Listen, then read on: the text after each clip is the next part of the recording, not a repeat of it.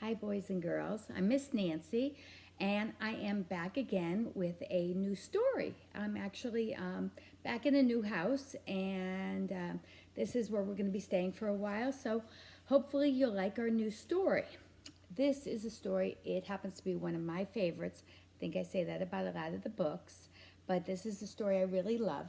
It's called Sylvester and the Magic Pebble. And this is an award winning, it's a Caldecott medal winning book. And when you listen to the story, I think you'll realize why.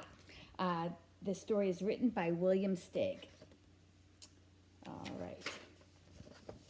There's Sylvester right there. Sylvester Duncan lived with his mother and father at Acorn Road in Oatsdale. One of his hobbies was collecting pebbles of unusual shape and color. There he is with his family. On a rainy Saturday during vacation, he found a quite extraordinary one. It was flaming red, shiny, and perfectly round like a marble. As he was studying this remarkable pebble, he began to shiver, probably from excitement, and the rain fell cold on his back. "I wish it would stop raining," he said. To his great surprise, the rain stopped. It didn't stop gradually as rain usually does. It ceased. The drops vanished on the way down. The clouds disappeared. Everything was dry and the sun was shining as if the rain had never existed. In all his young life, Sylvester had never had a wish gratified so quickly. It struck him that magic must be at work, and he guessed that the magic might be from the remarkably looking red pebble, where indeed it was. To make a test, he put the pebble on the ground and said, "I wish it would rain again." Nothing happened. But when he said the same thing, holding the pebble in his hoof, the sky turned black. There was lightning and a clap of thunder, and the rain came shooting down. You see that? See the rain coming down. He wished this. What a lucky day this is, thought Sylvester. From now on, I can have anything I want. My father and mother will have anything they want. My relatives, my friends, and anybody at all can have everything anybody wants. He wished the sunshine back in the sky, and he wished a wart on his left hind fetlock would disappear, and it did. And he started home, eager to amaze his father and mother with his magic pebble. He could hardly wait to see their faces. Maybe they wouldn't even believe him at first. Oh, he's very excited, isn't he? As he was crossing Strawberry Hill, thinking of some of the many, many things he could wish for, he was startled to see a mean, hungry lion. Uh-oh. That was looking right at him from behind some tall grass. He was frightened. If he hadn't been so frightened, he'd have made the lion disappear, or he could have wished himself safe at home with his mother and father. He could have wished the lion would turn into a butterfly or a daisy or a gnat. He could have wished for many things, but he panicked, and he couldn't think carefully. "I wish it were a rock," he said, and he became a rock. The lion bounded over, sniffed the rock 100 times, walked around and around, and went away, confused, perplexed, puzzled, and bewildered. "I saw that little donkey as clear as day," he said. "Maybe I'm going crazy. He muttered. There was Sylvester, a rock on Strawberry Hill, with the magic pebble lying right beside him on the ground. And he was unable to pick it up. "Oh, how I wish I were myself again," he thought, but nothing happened. He had been touching the pebble to make the magic work, but there was nothing he could do about it now. His thoughts began to race like mad. He was scared and worried, and being helpless, he felt hopeless. He imagined all the possibilities, and eventually He realized that his only chance of becoming himself again was for someone to find the red pebble and to wish that the rock next to it would be a donkey. Someone would surely find the red pebble. It was so bright and shiny. But what on earth would make them wish for a rock, that a rock or a donkey? The chances was 1 in a billion at best.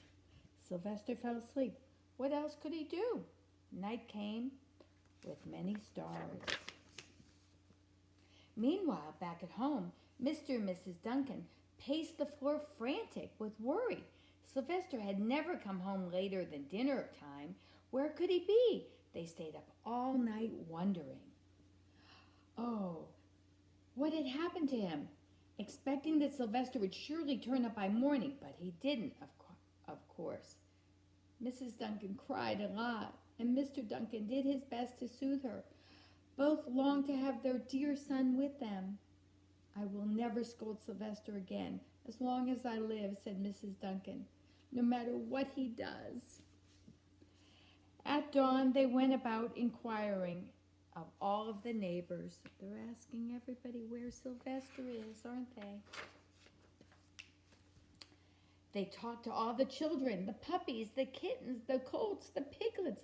No one had seen Sylvester since the day before yesterday. They went to the police. The police could not find their child. All of the dogs in Oatsdale went searching for him. They sniffed behind every rock and tree and blade of grass, into every nook and gully in the neighborhood and beyond, but found not a scent of him. They sniffed the rock on Strawberry Hill, but it smelled like a rock. It didn't smell like Sylvester. There they are all looking.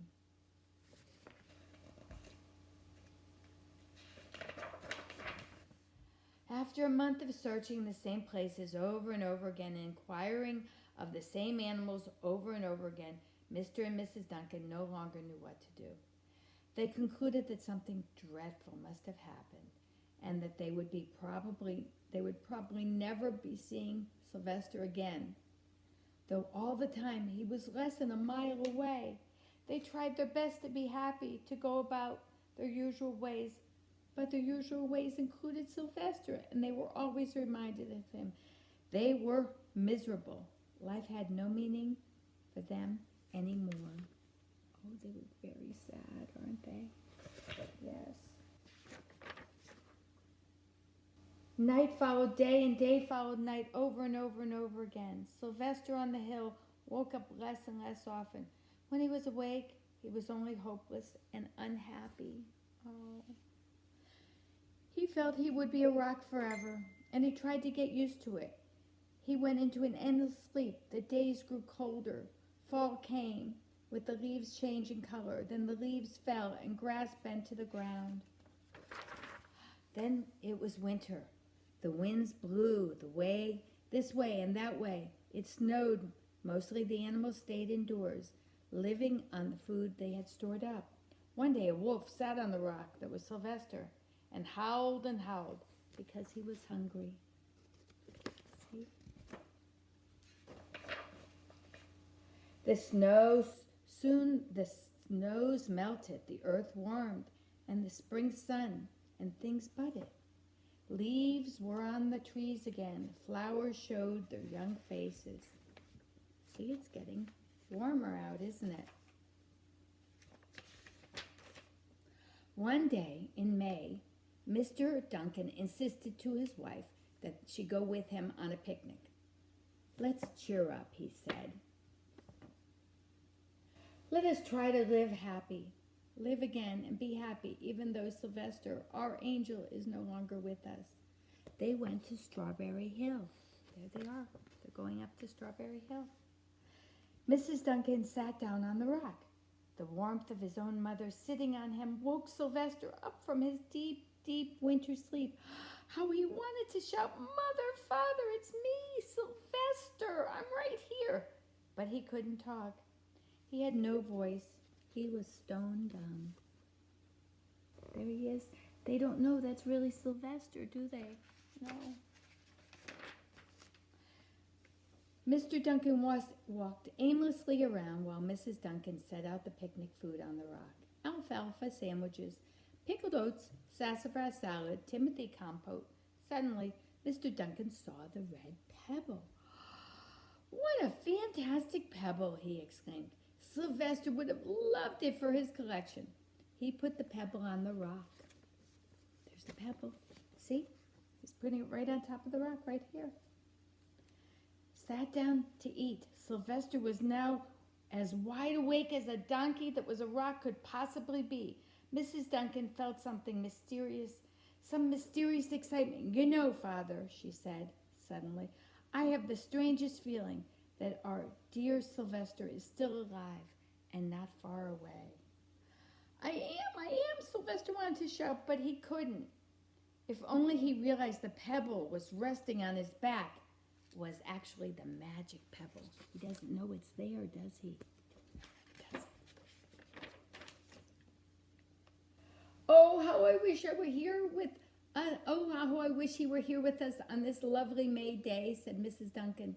Mr. Duncan looked sadly at the ground. "Don't you wish it too, Father?" she said. He looked at her as if to say, "How can you ask such a question?" Mr. and Mrs. Duncan looked at each other with great sorrow. "I wish I were myself again. I wish I were my real self," thought Sylvester. And in less than an instant, he was. Look at that. There he is. Do you see him? There he is right there. That's Sylvester. You can imagine the scene that followed. The embraces, the kisses, the questions, the answers, the loving looks, and the fond exclamations. Oh, they are so happy, aren't they? When they had eventually calmed down a bit and had gotten home, Mr. Duncan put the magic pebble in an iron safe. Someday they might want to use it, but really, for now, what more could they ask for? They had all they really wanted. Everything they want was right there at home. They're hugging Sylvester. The end. Thank you for listening, boys and girls. I hope you enjoyed it. Bye-bye now.